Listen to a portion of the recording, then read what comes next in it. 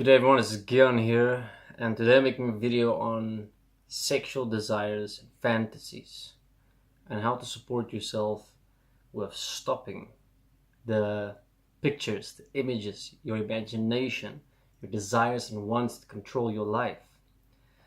Now, the advice I'm going to give you is real advice. It's what I've used and still do use, because I'm going to admit I'm not done with my sexual desires and fantasies.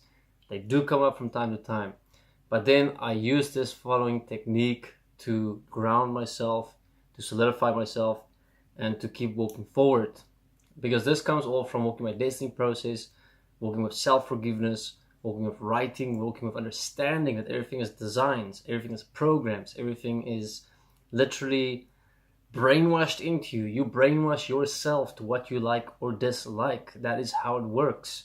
So you can obviously change how you work. You can unbrainwash yourself, and you can remove what you've put in there and what you have accepted and allowed as your brainwashing. Now, yes, fantasies, desires, that is all sexual, is brainwashed into you. You have brainwashed yourself into it. So how do you brainwash yourself out of it? Now, this is where we use imagination in a very practical way. When I started my journey about 11 years ago here on the farm, here at Bay City Facilities, I was struggling a lot. I went into an agreement with my current partner, with who I am with, and with that I had a lot of desires, a lot of fantasies, a lot of concepts that I was dealing with inside of myself, where I couldn't deal with the reality of the actual relationship I'm within, because I was having this battle of what I want and desire as the ultimate goal of a relationship in terms of pictures, in terms of my imagination. So Bernard came to me and he supported me. He said, okay, for this you're gonna have to use imagination. Imagine every time you see a girl that you're attracted to, a woman you're attracted to, and for other people, in this case, any person you're attracted to, and you are sexually stimulated, you are in your game mode, you're in your hunting mode, and you're like really attracted to this person, you want to know this person, you want to be with this person, you want to spend your time with this person, you want to have sex with this person. That's what it's all about. So imagine this person is a skeleton only, no flesh. So you have to use your imagination. This is actually a test for you. How effective are you at really using your imagination real time, not just in your head, but how can you use it real time? Can you project or imagine the person you're talking to or seeing that you have all these desires, fantasies, and imaginations about, if they were only a skeleton? No flesh. Remove the boobs, remove the ass, remove the legs, remove the hair, remove the eyes, remove everything. It's just a skeleton. Because that's what we all are in the end. So we're all returning to. Now imagine this skeleton person is in front of you, for who you had all these attractions and fantasies and desires, and they just fit next to the frame in your head of you and this person. But now this person is a skeleton and you're a skeleton. What becomes of the attraction if it's only two skeletons talking? And who is that person and who are you?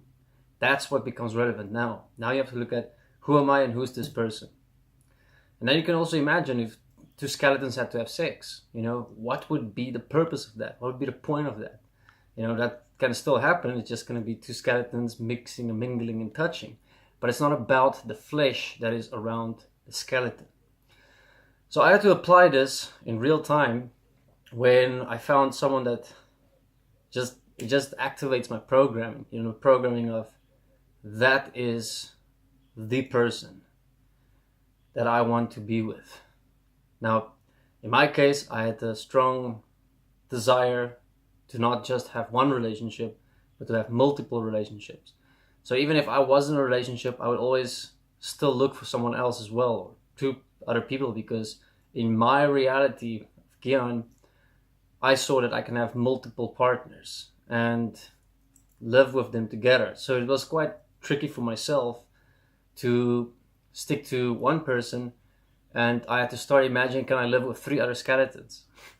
Things like that. Can I deal with three other skeletons? And all these skeletons has personalities, but they don't have the flesh. So you're removing the picture part from this desire, this fantasy, this attraction, this programming.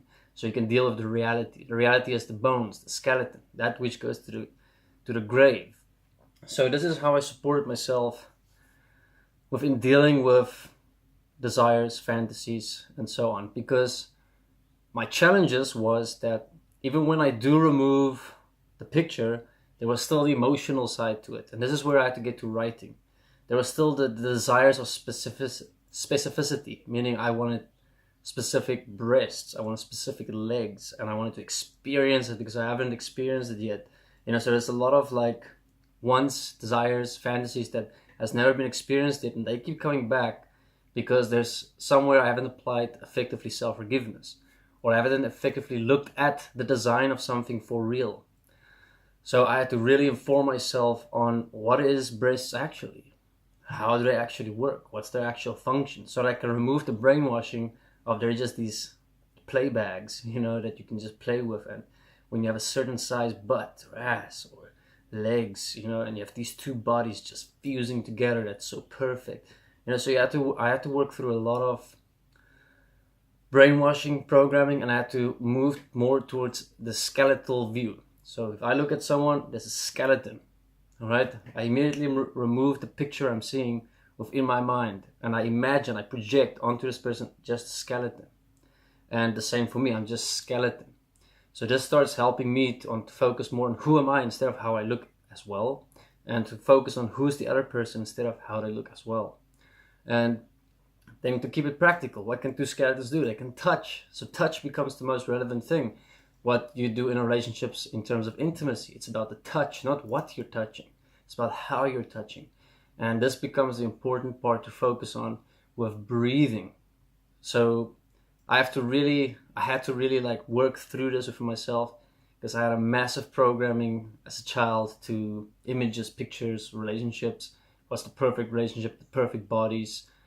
And with me moving to my process, going to agreement, and challenging myself to change myself, this became one of the points that I had to struggle with quite a bit.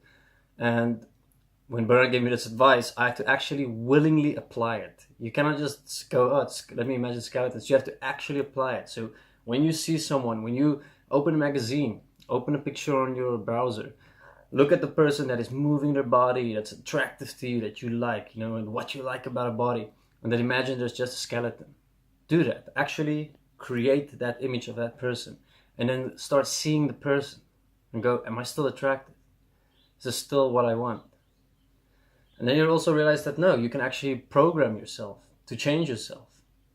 So in the end, you can like anything really, because it's all about programming. It's all about brainwashing. And it's not easy. It's also not difficult. It's a matter of how badly do you want to stop your desires and your wants and your fantasies, so that you can actually get real with yourself and live your life and not live in a constant regret of what you haven't achieved or aren't going to achieve, because fantasies, imagination, desires keep you way out there. They don't keep you here. So that's my advice, and a trick, if you want to call it, to use to support yourself with moving through any desire, any fantasy. Imagine skeletons. Remove the sexual flesh point completely. See who you are and who is this other person. Thank you very much. Gyan from Destiny.